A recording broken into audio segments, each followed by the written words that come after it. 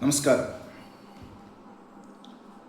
അതിമനോഹരമായി മെനഞ്ഞെടുത്ത, അതിസൂക്ഷ്മമായി മെനഞ്ഞെടുത്ത ഒരു തിരക്കഥ എന്നാണ് നടി പാർവതി പറയുന്നത്. ഞാനിവിടെ ജീവിച്ചിരിപ്പുണ്ട് എന്ന് കാണിക്കാനാണോ ഇത്തരം പോസ്റ്റുകൾ ഇടയ്ക്കിടയ്ക്ക് ഇടുന്നതെന്ന് അറിയില്ലല്ലോ. കാരണം സിനിമകളൊന്നും പ്രത്യേകിച്ചില്ല അല്ലേ. നിങ്ങൾ അവൾക്കൊപ്പമാണ് എന്ന ടാഗ് ലൈൻ വീണ്ടും വീണ്ടും പൊക്കിപ്പിടിക്കുന്നതിനാണ്. നിങ്ങൾ അവൾക്കൊപ്പമായിരുന്നുവെങ്കിൽ, അവൾക്ക് നീതിയാണ് അവളുടെ പ്രശ്നമായിരുന്നുവെങ്കിൽ, അവൾക്കിപ്പോൾ നീതി ലഭിച്ചിരിക്കുന്നു അല്ലേ. 1 മുതൽ 6 വരെയുള്ള പ്രതികൾക്ക് ശിക്ഷ ബഹുമാനപ്പെട്ട കോടതി പറഞ്ഞിരിക്കുന്നു. എന്നിട്ടും നിങ്ങൾ പറയുന്നു ഞങ്ങൾ അവൾക്കൊപ്പമാണ്, അവൾക്ക് നീതി ലഭിച്ചില്ല എന്ന്. അപ്പോൾ നിങ്ങളുടെ ലക്ഷ്യം അവളുടെ നീതിയല്ല. അങ്ങനെയാണെങ്കിൽ അവൾക്ക് നീതി ലഭിച്ചു കഴിഞ്ഞിരിക്കുന്നു. ഈ പ്രശ്നം ഇവിടെ പരിഹരിക്കപ്പെട്ടിരിക്കുന്നു അല്ലേ.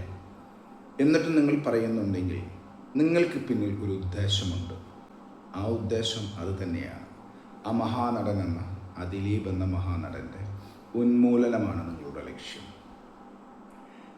ഇപ്പോൾ അദ്ദേഹം മുൻപ് പറഞ്ഞ കാര്യങ്ങളും ഇപ്പോൾ ഈ കോടതി വിധി വന്നതിന് ശേഷം പറഞ്ഞ കാര്യങ്ങളും എല്ലാം ചേർത്ത് വെച്ച് നോക്കുമ്പോൾ നിങ്ങൾക്ക് ഒരുപാട് മറയ്ക്കാനുണ്ട്. നിങ്ങൾക്ക് പിന്നിൽ എന്തെല്ലാമോ മണക്കുന്നുണ്ട് അല്ലേ. അന്ന് ആ സ്ക്വയറിൽ കൂടിയ ഒരു മീറ്റിങ്ങിലാണ് ഇതിന് പിന്നിൽ ഒരു ഗൂഢാലോചനയുണ്ട് എന്ന് പറഞ്ഞത്.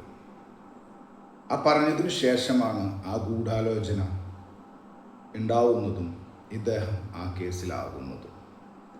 അങ്ങനെയാണെങ്കിൽ തൃശ്ശൂരിലെ പുള്ളിൽ നിന്ന് അങ്ങ് കൊച്ചിയിലോട്ട് ഒരു വല്ലാത്ത കാറ്റ്, ഒരു പ്രതികാരത്തിൻ്റെ കാറ്റ് വീശിയിരുന്നു എന്ന് ജനങ്ങൾ സംശയിച്ചാൽ അതിലെന്താണ് തെറ്റുണ്ടോ? നിങ്ങൾക്ക് ഇതിൻ്റെ പുറകിൽ കൃത്യമായ ലക്ഷ്യങ്ങളുണ്ട്. ഇനി നിങ്ങൾക്കിപ്പോൾ ഭയമാണ്. അദ്ദേഹം കുറ്റവിമുക്തനായി ഇറങ്ങിയിരിക്കുന്നു. അന്ന് വീശിയ കാറ്റ് മട്ടാഞ്ചേരിയിലേക്കാണെങ്കിൽ, അല്ലെങ്കിൽ അത്തരം ലോബികളിലേക്കാണെങ്കിൽ, നിങ്ങൾക്കതിന് ഭാഗമായി നിങ്ങളും അതിൻ്റെ ഭാഗമാക്കായിട്ടുണ്ടെങ്കിൽ, ഇന്നും ഈ പറയുന്ന 1 മുതൽ 8 വരെയുള്ള 6 വരെയുള്ള പ്രതികളെ സംരക്ഷിക്കുന്നത് ആര് എന്നൊരു ചോദ്യം ബഹുമാനപ്പെട്ട കോടതി പോലും ചോദിച്ചിട്ടുണ്ട്. ഈ പൾസർ സുനി കോടതിയിലോട്ട് വന്ന ലക്ഷറി വണ്ടി പോലും അതിൻ്റെ ചോദ്യങ്ങളാണ്. അങ്ങനെ വരുമ്പോൾ ഒരു വ്യക്തിയെ എന്നേക്കുമായി ഇല്ലാതാക്കുകയും അദ്ദേഹത്തിൻ്റെ ആ ഇല്ലായ്മയിൽ നിങ്ങൾ പുളകം കൊള്ളുവാൻ വേണ്ടിയാണ് എങ്കിൽ അദ്ദേഹം നിങ്ങളെ പുറകെ തന്നെയാണ്.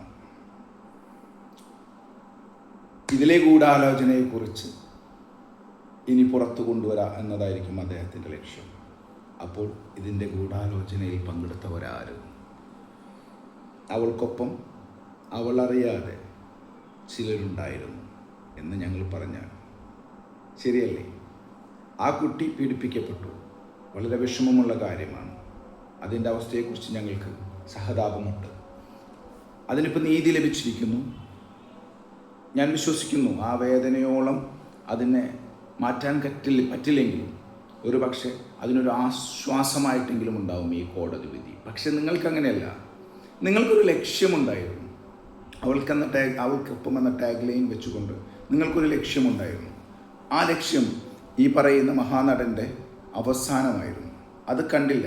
കാരണം ഇദ്ദേഹം തീർന്നില്ലെങ്കിൽ, ഇദ്ദേഹം നിരപരാധിയാണ് ഇദ്ദേഹത്തിന് ഉറപ്പുള്ളിടത്തോളം കാലം ഇദ്ദേഹം ഇതിൻ്റെ പിന്നിലുള്ളവരെ തപ്പിയിറങ്ങുമെന്ന് നിങ്ങൾക്ക് കൃത്യമായ ബോധ്യമുണ്ട്.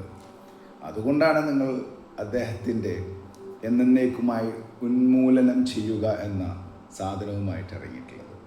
കാണാൻ നമുക്ക് ആ കാറ്റ് എങ്ങോട്ടാണ് വീശിയിരുന്നുള്ളതും ഉത്തരം പറയേണ്ടി വരും നിങ്ങളും നിങ്ങൾക്കൊപ്പമുള്ളവരും.